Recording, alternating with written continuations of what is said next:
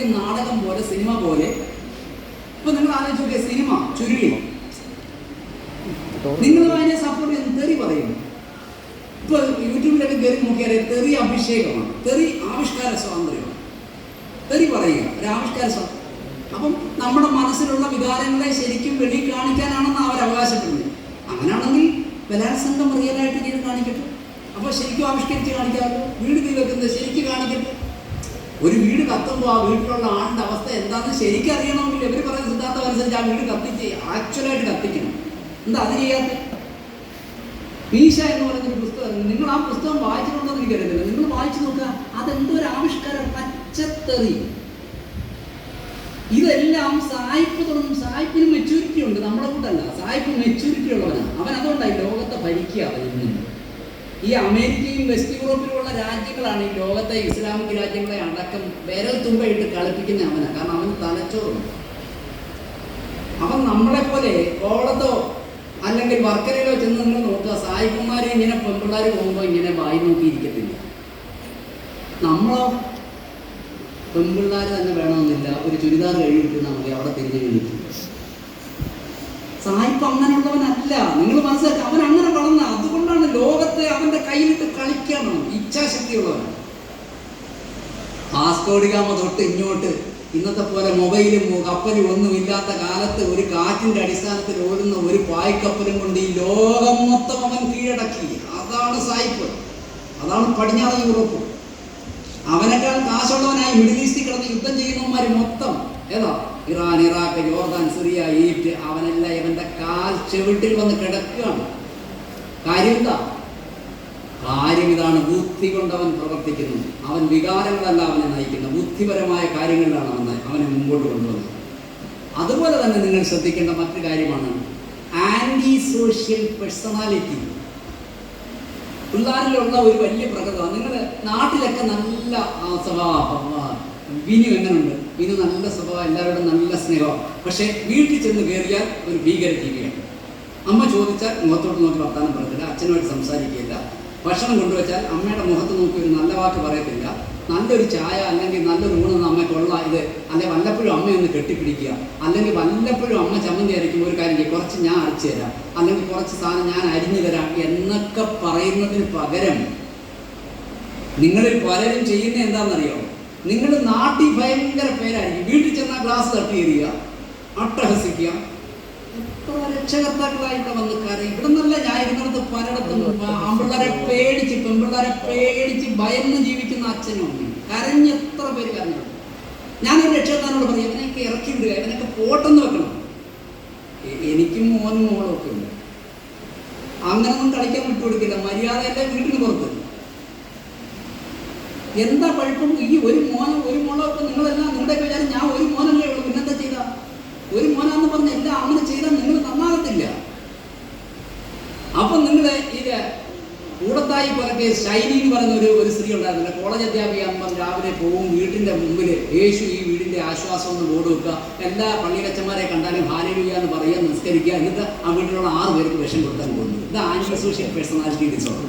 നമ്മൾ വെളിയിൽ ഭയങ്കര ഒരു പോപ്പുണ്ടായിരുന്നല്ലോ, ബിഷപ്പ് ഫ്രാങ്കോ. ഹല്ലേലൂയ, സഹോദരി സഹോദരന്മാരെ വരിക, എന്നിട്ട് കന്യാസ്ത്രീകളെ അടക്കം ബലാത്സംഗം ചെയ്യുക, ഒരാളെ പോലെ എല്ലാവരും വേണം.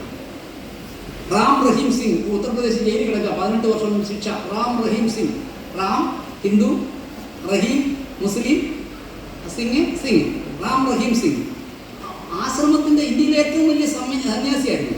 ആശ്രമത്തിന്റെ അടിക്കൂടെ ലേഡീസ് ഹോസ്റ്റലിലോട്ട് രാത്രി അങ്ങ് ചെല്ലും. എന്നിട്ട് അവിടെ ജാതി മതേതരത്വമാണ്. റാം റഹീം 3 ജാതിയിലുള്ളവരെ പുള്ളിക്ക് വേണം.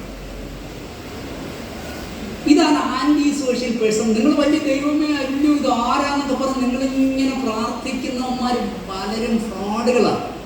നിങ്ങൾ തിരിച്ചറിയണം, ഫ്രോഡുകളാണ്, ചതിയന്മാരാണ്, സ്നേഹം ശൂന്യന്മാരാണ്. അപ്പൊ അതുകൊണ്ട് നമ്മുടെ ഇങ്ങനെ ഒരു ആന്റി സോഷ്യൽ പേഴ്സണാലിറ്റി ഡിസോർഡർ ആകരുത്.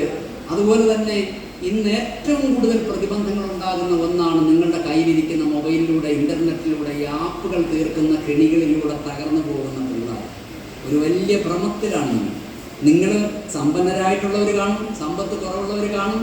നിങ്ങളെ സംബന്ധിച്ചിടത്തോളം നിങ്ങളെ ശ്രദ്ധിച്ച് കൊണ്ടുപോയില്ലെങ്കിൽ നിങ്ങൾക്കൊരിക്കലും ഊരിയെടുക്കാൻ പറ്റാത്ത വൻപിച്ച അപായങ്ങളിൽ, അപകടങ്ങളിൽ, ഒരിക്കലും തിരുത്താൻ പറ്റാത്ത തെറ്റുകളിൽ ചെന്ന് ചാടിയാൽ നിങ്ങൾക്ക് അതിൽ ഒന്നും രക്ഷപ്പെടാൻ കഴിയത്തില്ല.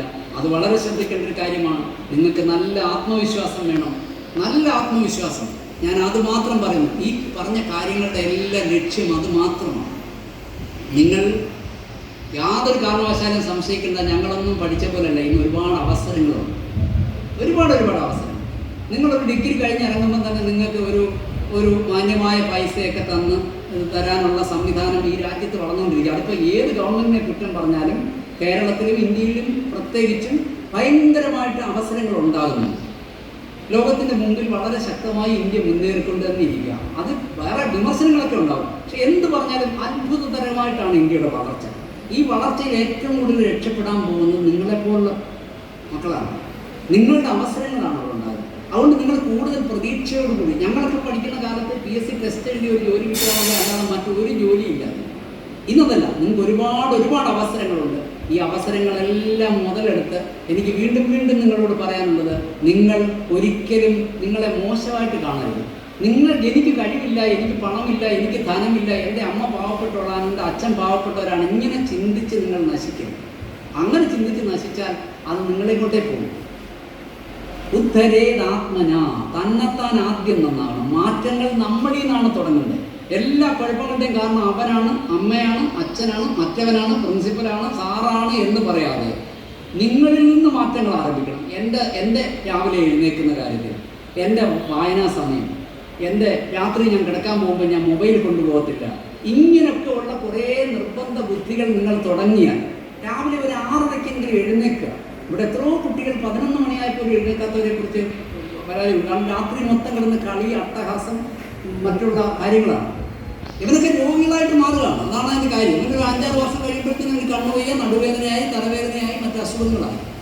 അപ്പോൾ ഇതിനൊക്കെ നിങ്ങൾ മനസ്സിലാക്കേണ്ടത്, നിങ്ങൾ വളരെ അനുഗ്രഹിക്കപ്പെട്ടവരാണ്. നാളെ ഈ നാട്, ഈ ലോകം, ഈ അക്കാഡമിക് കമ്മ്യൂണിറ്റി ആദരിക്കപ്പെടേണ്ടവരാണ് നിങ്ങളെല്ലാവരും. അതുകൊണ്ട് ഇതെല്ലാം മനസ്സിലാക്കിക്കൊണ്ട് ഒരിക്കലും നിങ്ങൾ ഈ കടലിലെ തിരമാലകളെ കണ്ടിട്ടില്ല. നിങ്ങളുടെ അടുത്തിരിക്കുന്ന പയ്യൻ അല്ലെ കുട്ടി വളരെ മിടുക്കിയായിരിക്കും, വളരെ സമ്പന്നരായിരിക്കും. അപ്പോൾ നിങ്ങൾ പറയുന്നു, ഇവളൊരു തിരമാലയാണ്, ഞാൻ അതിലെ വെറും ഒരു നുരയാണ്, ഒരു നുരയും പതയും പോലെയുള്ളൂ ഞാൻ, എനിക്കൊന്നും ചെയ്യാൻ കഴിയുന്നില്ല, എനിക്ക് അതിനുള്ള ശേഷിയില്ല. നിങ്ങൾ മനസ്സിലാക്കിക്കൊള്ളുക, ഈ തിരമാലയായി മാറുന്നത് വീണ്ടും ഈ വന്ന് വീണ നുരയും പതയും തന്നെയാണ് തിരമാലയായിട്ട് നിങ്ങളുടെ മുമ്പിലേക്ക് വരുന്നത്. ആരും ഇവിടെ വലിച്ചെറിയപ്പെടുന്നില്ല, ആരും ചവിട്ടിത്തേക്കപ്പെടുന്നില്ല. അഥവാ ചവിട്ടിത്തേക്കപ്പെടുന്നുണ്ടെങ്കിലും ഞാൻ മുമ്പേ നിങ്ങളുടെ അടുത്ത് പറഞ്ഞ ഒരു കാര്യം മാത്രം നിങ്ങൾ ഓർക്കുക, you are the maker of your destiny, you are the creator of your faith. നിങ്ങൾ വിചാരിക്കുന്ന പോലെ രാമായണത്തിലും ഭാഗവതത്തിലും മറ്റ് ദൈവഗ്രന്ഥങ്ങളിലും ഖുറാനിലും ബൈബിളിലും ഒക്കെ പറയുന്ന പോലെ ഒരു ഈശ്വരൻ ടോർച്ച് പഠിച്ച് അവിടെ നിന്ന് നിങ്ങളെ രക്ഷിക്കാനൊന്നും ഉണ്ടെന്ന് എനിക്ക് വിശ്വാസമല്ല. നിങ്ങൾ വിശ്വസിച്ചോ, നിങ്ങളുടെ കയ്യിലിരിപ്പാണ്, നിങ്ങളുടെ മനസ്സിലിരിപ്പാണ്, നിങ്ങളുടെ മനോഭാവമാണ്, നിങ്ങളുടെ ചിന്തയാണ്, നിങ്ങളുടെ രീതിയാണ് നിങ്ങളുടെ ദൈവം. You are the creator of your faith. നിന്റെ തലയിലെഴുത്ത് സൃഷ്ടിക്കുന്ന നീ മാത്രമാണ്. എന്നെക്കൊണ്ട് അതിന് കൊള്ളത്തില്ല, എനിക്കതിന് പറ്റത്തില്ല എന്ന് പറയുന്നതെന്ന് പറഞ്ഞാൽ നിങ്ങൾ നിങ്ങളുടെ ശവക്കുഴി തോണ്ടുകയാണ്. എല്ലാം ദൈവത്തിൻ്റെ തീരുമാനമാണ്, ദൈവത്തിൻ്റെ വിധി അനുസരിച്ച് നടക്കുന്നുണ്ടെങ്കിൽ പിന്നെ നിങ്ങളെന്തിനാ പരീക്ഷ എഴുതാൻ വരുന്നത്? പിന്നെന്തിനാ നമ്മൾ പള്ളി പ്രാർത്ഥിക്കാൻ പോകുന്നത്? എന്തായാലും ദൈവം തീരുമാനിച്ചല്ലോ, പിന്നെന്തിനാ പോകുന്നത്? അപ്പോൾ അതിൽ നിന്ന് മനസ്സിലാക്കാം, അതൊക്കെ ആചാര്യന്മാരിങ്ങനെ പറഞ്ഞു വെച്ചേക്കുന്ന ഈ മതത്തിൻ്റെ ചട്ടക്കൂടിനകത്ത് ആൾക്കാരെ നിർത്തി മതത്തിൽ നല്ല ഒത്തിരി കാര്യങ്ങൾ പറയുന്നുണ്ട്. മണ്ടത്തരങ്ങളും കളിക്കുടുക്കലേക്കാളും വലിയ തമാശകളും പറയുന്നുണ്ട്.